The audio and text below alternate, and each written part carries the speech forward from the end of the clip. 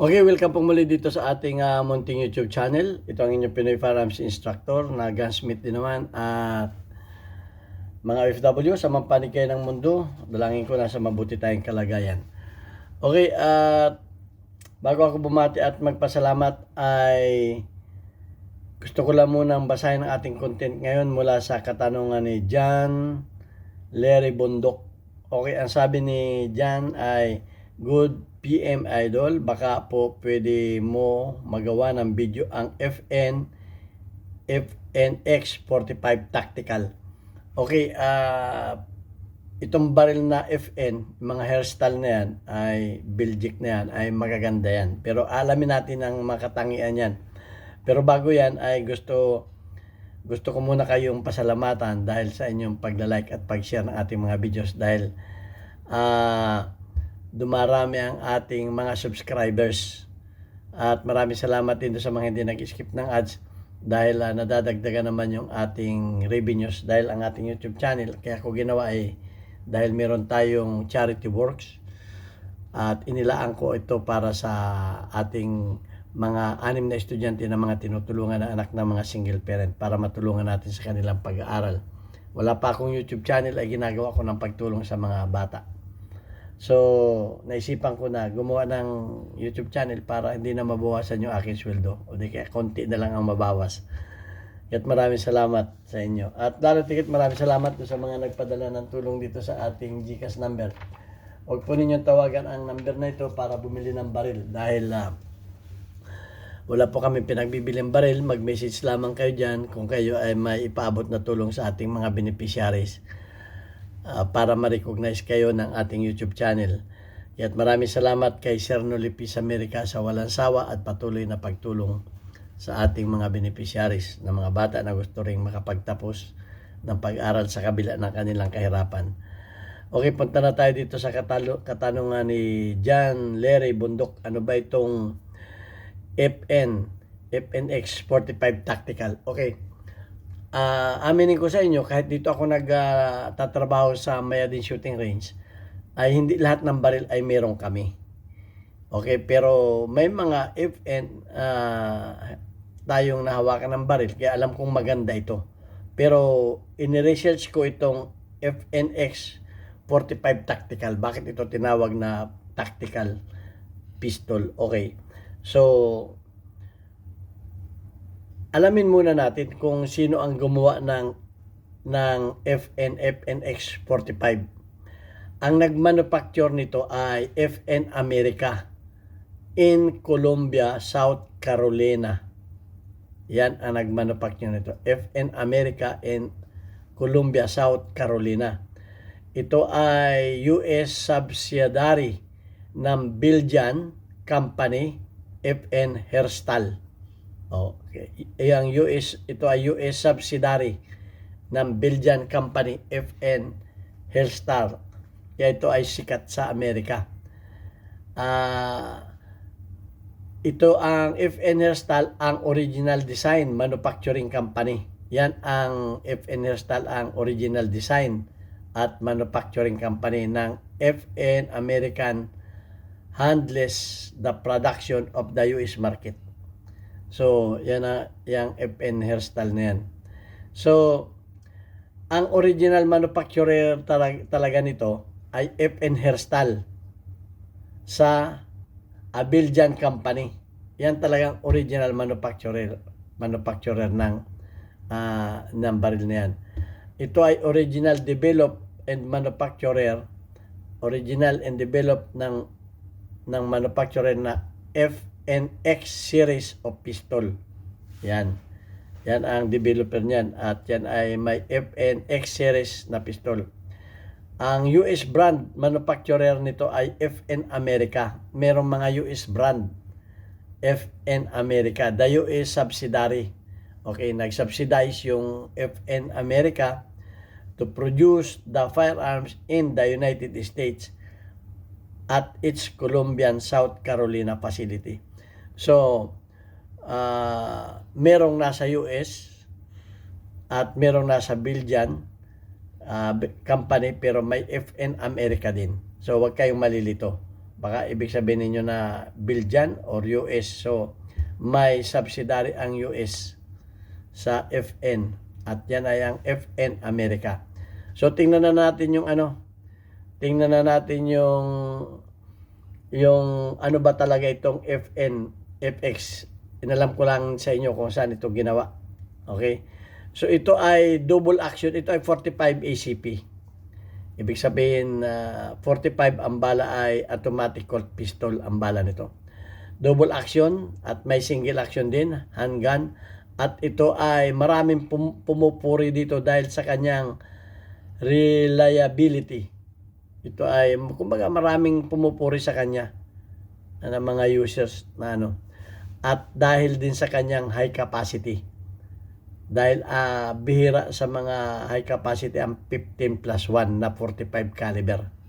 So, pag ito ay 15+1, kagaya ng baril ko nung una, ay medyo mahirap-hirap hawakan ng maliit-liit ang kamay na kagaya ko. So, baka hindi pa may nakakaalam bakit may 15, may +1 pa. Yung +1 po ay yung nasa chamber. So, suma total, kung ilalagay ninyo sa inyong baril yan, ay di 16 lahat. May sa chamber at 15 sa magazine. Ito ay tactical features. At ang kagandahan nito ay threaded barrel. Ibig sabihin ng threaded barrel, extended siya. Nakalabas na siya dun sa kanyang slide. Threaded na. Ibig sabihin nito ay ready ito sa mga suppressor o silencer. At sa mga compensator. So, yan. Ang isang kalamangan pa nito. At ang sight nito ay mataas ang sight nito at ang isa pa ay optic ready na ito. Kakabitan mo na lamang. Kumbaga, pwede mo siyang kabitan ng optic. So, kaya maganda ito. Hindi mo na kailangan pang gunsmith pa ito. Ready na yung optic nito. Tatanggalin mo lang yung clip niya sa slide. Sasalpak mo, screw mo na. Ready na ang nito. At kaya ito ginawang ganito ay kasi nga pan-tactical model ito. However, pero may mga reviews na ang sabi ay nalalakihan. Nalalakihan at uncomfortable yung paggamit doon sa mga maliliit na baril. Kagaya kung maliit ang kamay, ay yung mga maliliit ang kamay ay medyo uncomfortable sa paggamit nito. Make it for choice for concealed carry. At kumbaga sa mga pang concealed carry ay medyo mahirap-hirap ito dahil nga medyo malaki siya. Okay, lalo tigit yung kanyang grip ay malaki, di mahirap-hirap ito yung pang concealed carry. Pero sa Pilipinas naman, walang problema dahil ang pag-carry naman sa Pilipinas ay nasa bag. Ang mahirap yung pag high capacity kasi, bukod sa mabigat na, dahil lalo kung pinuno mo ng bala yung magazine, +1 pa, ang bigat na nun. Plus bulky pa yung mahirap talagang isokbit sa holster at sa waist. So, yun ang pinakang cons niyan. Pero, yung iba naman ay, ang sabi ay medyo gritty at heavy yung trigger pull. Okay, so normal naman yan sa mga double action. Pero na kustomize naman ito. May mga option beyond pwedeng i-customize o enhance. Doon lang sa mga marurunong na gunsmith. Okay, ang key, tingnan natin ang key features nito. Pagdating sa performance. Pagdating sa performance ay generally considered accurate, reliable, especially the tactical, which design function flawlessly with a suppressor without modification. Wala ka ng modification pagdating sa mga tactical. Pwede mong kabitan ng flashlight, pwede mong kabitan niya kasi yung kanyang frame niyan may railing na. Pwede mo siyang lagyan ng laser. At pwede mo siyang lagyan ng suppressor. pwede mo siyang lagyan ng red dot, sight, optic. So, halos nandun na lahat, ikakabit mo na lang. So, pagdating sa reliability, wala na. Pagdating lalo sa modification. So, ang caliber ay 45 ACP. At alam naman natin na ang 45 ACP ay kilala sa pagiging niyang stopping power. May not be potent. Okay? So, pagdating sa stopping power ay yan ang isang katangian ng 45 caliber. So, pagdating sa capacity niya, 15 plus 1 round, ay napakadaming bala na nito. Kung hindi ka naman lalaban sa gira, ay pwede na isang magazine lang. At siyempre, mas maganda rin yung may pampalit ka kung magka-problema. So, 2 magazine lang, 30 rounds na ang dala mo. Hanggang 50 rounds lang naman ang pwedeng sa mga shooter sa atin. So, sa mga pang home defense natin. So, yan. At medyo nakakalamang ito. Ang trigger niya ay double action, single action. Ibig sabihin, pwede kang mag chamber load nang hindi nakakak, pwede kang mag chamber load at hammer down, at yung per shot mo ay double action. Pero yung susunod na niyan, dahil pag nag-cycle na yan, nakakak na yung niya, single action na lang. So yan ang kaganda niya. Yung ergonomics, yun. Bagaman yung backstrap nito ay napapalitan, interchangeable yung backstrap nung grip, yung strap niya sa likod ay napapalitan, pero ang ano pa nito ay malaki talaga, bulky yung kanyang grip dahil nga sa 15 plus 1 ang kanyang magazine. So, ang masasabi dito ay, but its large grip is significant factor to consider, particularly doon talaga sa mga maliliit ang kamay ay medyo argabyado. So ayan ang pagdating naman sa tactical model specification features ay wala ka nang hahanapin pa. Dahil nga ito ay optics ready na, threaded barrel, ambidextrous pa, ibig sabihin kaliwat kanan ang control niya, safety. So, fully ambidextrous control versatility. So, ang downside and consideration lang nito yung size. Okay, yung customization naman ito, despite being optics ready, there are limited aftermarket support for some parts. Yun lang.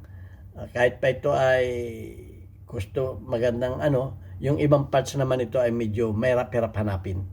Yun pa. Kagaya ng trigger, kamukha ng mga early model experience reliability issues that have since been addressed.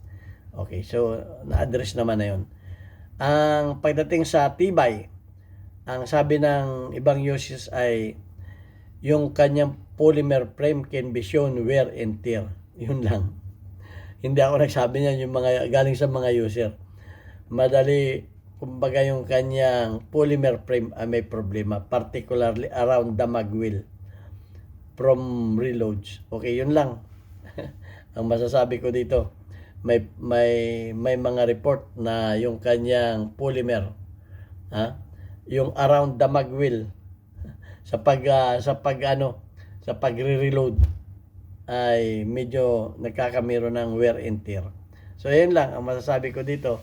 At sana may nalaman din tayo dito sa ating research.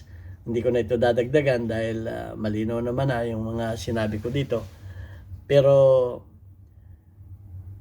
napakaganda nito pagdating sa tactical. At wala ka nang imomodified pa. Okay, so yun lang ang suma total na kinaganda nito para sa akin. At reliable naman siya gamitin. Magandang pang home defense para sa akin. Ito yung napakagandang pang home defense. At tatapusin ko na yung aking video.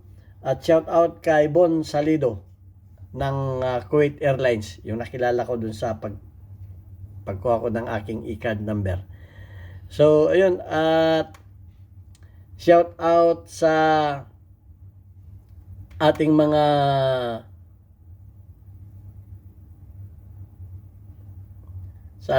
community spotlight. Shout out kay Gimboy, meron kang 75 engagement. Shout out kay Kuya Alex, meron kang 17 engagement. Shout out kay Chocolate_boy, meron kang 39 engagement. Shout out kay Niegas Waray, meron kang 16 engagement. At shout out kay Sir Noy Peace America. Okay, maraming salamat Sir Noy sa iyong pag-suporta sa ating mga beneficiaries. God bless and thank you sa inyong lahat.